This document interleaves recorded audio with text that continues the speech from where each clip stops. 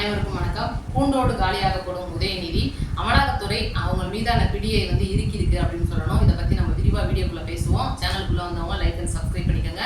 நம்மளுடைய தமிழக முதலமைச்சர் அவர்கள் இன்னைக்கு நிதி ஆயோக் கூட்டத்தில் பங்கேற்றிருக்காரு. அதை பத்தி நம்ம விரிவா பேசுவோம். தமிழகத்துக்கு அடுத்தடுத்து என்னென்ன திட்டங்கள்லாம் வருது அப்படின்றத நான் ஒன்னொன்னா சொல்றேன். எல்லாரும் எதிர்பார்த்த அந்த 2500 ரூபாய் திட்டத்தை பத்தி நான் வீடியோக்குள்ள பேச போறேன்.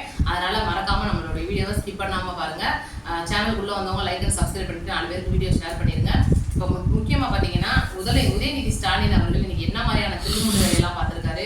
இப்போ அவருடைய இப்போ நடந்த பொது தேர்தலில் கொடுத்த அவருடைய சொத்து மதிப்புக்கும் ஒரிஜினலா அவர்கிட்ட இருக்கிற சொத்து மதிப்புக்கும் நிறைய அதாவது பிரம்மாண்டமான அளவுக்கு ஏகப்பட்ட முரண்பாடுகள் இருக்கு அப்படின்றது தமிழக மக்களாகிய நமக்கு தெரியும். ஆனா தேர்தல் ஆணையத்துக்கு தெரியுமா அப்படின்னு கேட்டீங்கன்னா கிடையாது. ஏன்னா அங்க பேசப்படுறதுன்னு பாத்தீங்கன்னா முழுக்க அந்த ஃபார்ம் தான். அப்படி இருக்கும்போது இன்னைக்கு ஒட்டுமொத்த தமிழகத்தையும் தன்னுடைய கட்டுப்பாட்டுல ஒரு பக்கமா சுற்றி வளைச்சு ஆக்கிரமிச்சு வச்சிருந்த உதயநிதி ஸ்டாலின் அவர்கள், அதாவது ஸ்டாலின் அவர்களுடைய ஒட்டுமொத்த குடும்பத்தோடைய சொத்து பத்து பினாமிகள் KN நேரு, செந்தில் பாலாஜி இவங்களுடைய ஆட்டையை போட்ட அனைத்து சொத்துக்களும் ரித்தீஷ் வேலு அப்படின்றவர்கிட்டையும் பாஸ்கரன் அப்படின்றவர்கிட்டையும் இன்னைக்கு பினாமி சொத்துக்களா பல ஆயிரம் கோடி ரூபாய் இருக்கு அப்படின்றத இன்னைக்கு அமலாக்கத்துறை கண்டுபிடிச்சிருக்காங்க.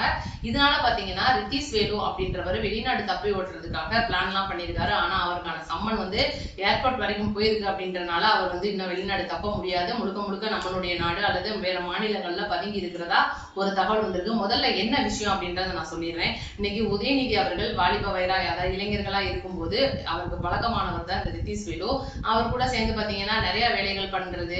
ஒரு கடற்கரை ஓரமா பாத்தீங்கன்னா அவங்களுக்கு மிகப்பெரிய பங்களா ஒன்று இருக்கு. அந்த பங்களால தான் பல டெண்டர்களுக்கான பல ஆயிரம் கோடி ரூபாய் கைமாறினது, ஹவாலா பணங்கள், பிளாக் மணிகள், இந்த மாதிரி விஷயங்கள்லாம் அவங்க கையாண்ட விதமா எல்லாமே அவங்க அங்கதான் வச்சிருக்கிறதா காவல்துறை சொல்றாங்க.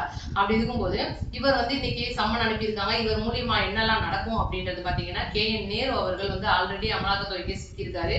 செந்தில் பாலாஜி அவர்களும் சிக்கியிருக்காரு. இப்ப அடுத்து பாத்தீங்கன்னா உதயநிதி அவர்களும் சிக்க போறாரு. ஒட்டுமொத்த ஸ்டாலின் குடும்பமும் சிக்க போகுது. ஏன் அப்படின்னா ஸ்டாலின் அவர்களுடைய மகனான உதயநிதி ஸ்டாலின் அவர்கள் இப்ப ரெட் ஜெயின் நிறுவனத்தை அவருடைய மகனான இன்பநிதிக்கு கொடுத்திருக்காரு. இது எல்லாருக்குமே தெரியும். இது பாத்தீங்கன்னா முழுக்க பினாமி, ஹவாலா பணங்கள் இது மூலியமா நடைபெறுது அப்படின்றது காவல்துறையோட ஒரு தகவல் சந்தேகமா இருக்கு. அமலாக்கத்துறை சந்தேகமே இதுதான். எப்படி இன்னைக்கு மஞ்சப்பையில வந்தவங்க இவ்வளவு பெரிய தமிழ்நாடையும் சுத்தமா வாங்கி வச்சிருக்காங்க அப்படின்றது ஒட்டுமொத்த எல்லா மக்களோட சந்தேகம். அதே சந்தேகம் அமலாக்கத்துறைக்கு இருக்கு அப்படின்றனால உள்ள புகுந்து அவங்க பல்வேறு விதமான ஆதாரங்களை இன்னைக்கு திரட்டி வச்சு இவங்க மேல கேஸ் பதிறதுக்கு ரெடியா இருக்கும்போதுதான் வந்தது தேர்தல். அப்படி இருக்கும்போது மறுபடியும் இன்னைக்கு திமுக ஜெயிச்சிருந்துச்சுன்னா கண்டிப்பா இதெல்லாம் வாய்ப்பே இல்லாம போயிருக்கும். ஏன்னா இதுக்கு முன்னாடி முதலமைச்சரா இருந்தவங்க, இதுக்கு முன்னாடி அமைச்சர்களா இருந்தவங்க எல்லாம் அரெஸ்ட் பண்ணணும்னா அதுக்கு ஆளுநருடைய மிக முக்கியமான கடிதம் ஒண்ணு வேணும் அப்படின்றனால அரசே அவங்களா இருக்கும்போது எப்படி அவங்க ஆளுநருக்கு கடிதம் கொடுப்பாங்க? அந்த ஒரு தில்லுல இருந்தவர் தான் செந்தில் பாலாஜி, KN நேரு இவங்க எல்லாம். இப்ப பாத்தீங்கன்னா நம்மளுடைய தமிழக வெற்றி கழக ஆட்சி வந்ததுக்கு அப்புறம் தமிழக முதலமைச்சர் விஜய் அவர்கள் ஆளுநருக்கு பல்வேறு வகையில கடிதம் எழுதி இப்போ வரைக்கும் இவங்களை விசாரிக்கிறதுக்கும் கைது பண்றதுக்குமா ஆளுநரோட ஒப்புதலை வாங்கி வச்சிருக்காரு. இனி இவங்களை எப்ப வேணாலும் காவல்துறை தூக்கிடும் அப்படின்றது இன்னைக்கு இவங்களுக்கு எல்லாம் தெரிஞ்ச ஒரு விஷயம். இதனால பாத்தீங்கன்னா உதயநிதி அவர்களும் அந்த பூண்டோட சிக்க போறார் அப்படின்ற ஒரு மிகப்பெரிய தகவல் வந்திருக்கு.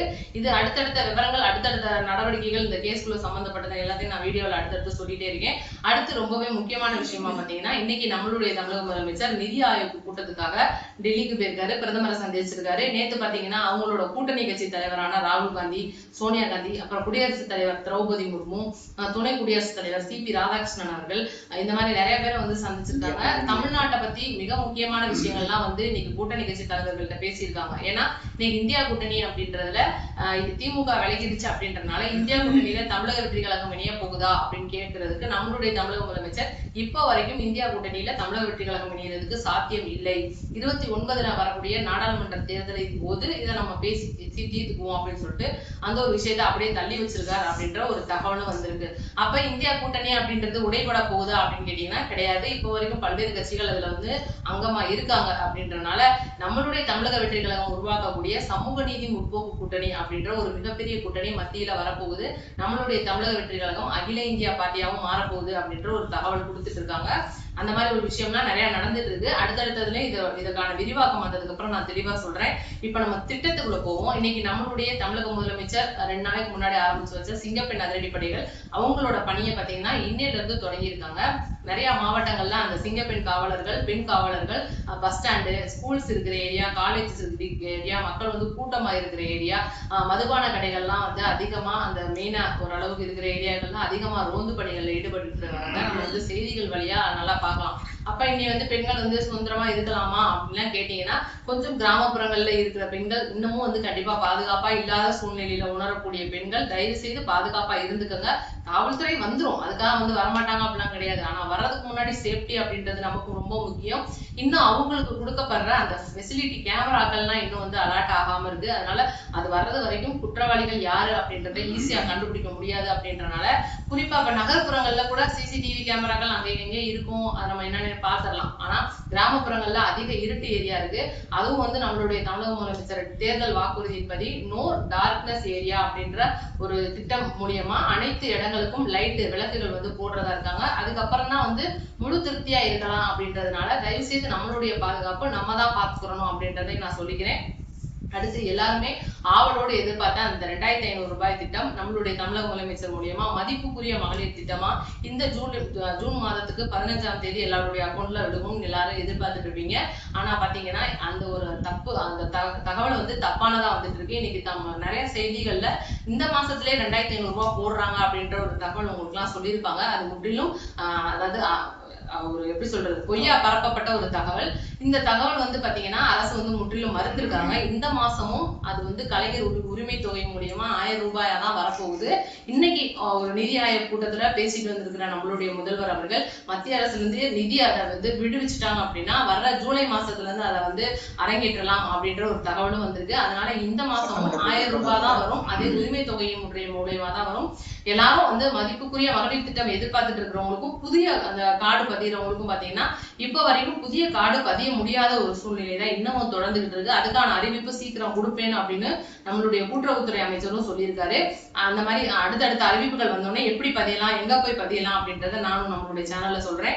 இன்னைக்கு பாத்தீங்கன்னா ஒட்டு மொத்தமா நம்மளுடைய தமிழகத்துல ஏகப்பட்ட அமைச்சர்கள் அவங்களுடைய துறை சம்பந்தப்பட்ட விஷயமா நிறைய வேலைகள் பண்ணிட்டு இருக்காங்க. அதுல குறிப்பா சொல்லணும்னா கனிம வளத்துறை அமைச்சர் பிரபு அவர்கள் மற்றும் அறநிலைத்துறை அமைச்சரான ரமேஷ் அவர்கள் ஒவ்வொரு கோயிலையும் வந்து இன்னைக்கு ரமேஷ் அவர்கள் போய் ஆய்வு பண்ணிட்டு கோயில்ல பக்தர்களுக்கு சரிவர மரியாதை இருக்கா, நல்லபடியா பண்றாங்களா, காசு காணிக்கைக்கு எதுவும் வாங்குறாங்களான்னு சொல்லிட்டு நிறைய விஷயம். இன்னைக்கு மதுரைக்குள்ள பாத்தீங்கன்னா மீனாட்சி அம்மன் கோயில்ல வந்து அவர் தரிசனம் பண்ணிட்டு அங்க வந்து ஒரு விஷயங்கள்லாம் பார்த்துட்டு போறாரு. எல்லாரும் கேட்டுட்டு இருந்தீங்க பாத்தீங்களா, லைனா மணி எங்க போனாரு, அவனா பேசுறதுக்கு வந்துருவாரு, மேடைகள்ல எல்லாம் அவரை பார்க்கலாம், அவர் வந்து நாங்க தேர்தலுக்கு அப்புறம் பார்க்கவே இல்லை அப்படின்னு சொல்லிட்டு நிறைய பேர் கேட்டீங்க.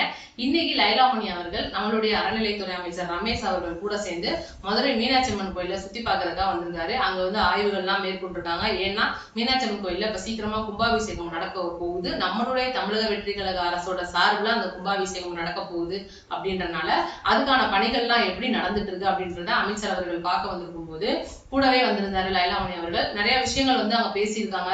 பக்தர்களுக்கு நிறைய வந்து குடிநீர் வசதி, கழிப்பிட வசதி. ஏன்னா ஏற்கனவே வந்து முஸ்தபா அவர்கள் எம்எல்ஏ வந்து மதுரையில வந்து ஆய்வு பண்ணும்போது சேகர் பாபு வந்து ரொம்ப கடுமையா சாடி இருப்பாரு. முஸ்தபா அவர்கள் சேகர் பாபுவை நீங்க வந்து என்ன அறநிலைத்துறை அமைச்சரா இருந்தீங்க, மீனாட்சி அம்மன் கோயிலை சுத்தி ஒரு பாத்ரூம் இல்ல, இருக்கிற ஏதோ 1-2ல கூட ரொம்ப மோசமான ஒரு துர்நாற்றம் வருது, சரிவர சுத்தம் இல்லாம இருக்குன்னு சொல்லிட்டு சாடி இருப்பாரு. அந்த ஒரு விஷயம்லாம் வந்து இன்னைக்கு அமைச்சர் காதுக்கு போயிருக்கு. நிறைய கழிவறைகள் அங்க வந்து பொதுமக்களோட பயன்பாட்டுக்கு அமைக்கிறதா இருக்காங்க. இந்த மாதிரி விஷயத்துக்காக ஒவ்வொரு ஏரியாக்கள்ல இருக்கிற கோயில்களுக்கு இன்னைக்கு அமைச்சர் போயிட்டு இருக்காரு. அது போக பாத்தீங்கன்னா நிறைய குவாரிகள் இன்னைக்கு பிரபு அமைச்சர் வந்து நிறைய குவாரிகளை மூடுறது, இந்த மாதிரி விஷயங்கள்லாம் முன்னெடுத்து பண்றாரு.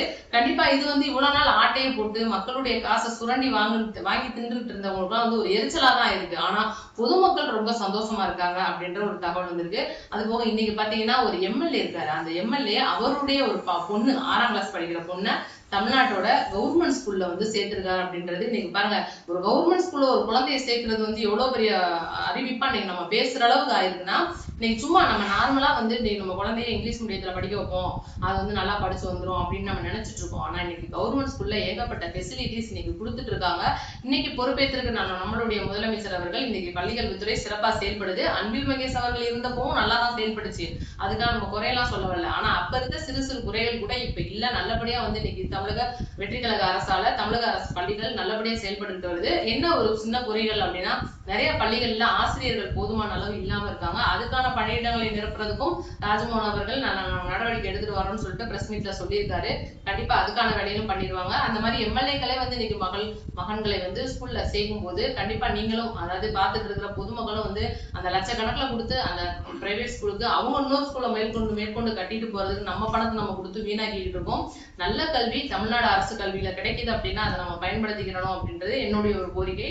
மறக்காம உங்க கோரிக்கை என்ன, உங்க கருத்து என்னன்றதை நம்மளுடைய கமெண்ட் பாக்ஸ்ல சொல்லிட்டு போயிருங்க. அடுத்தடுத்த வீடியோக்குள்ள சந்திப்போம். நன்றி, வணக்கம்.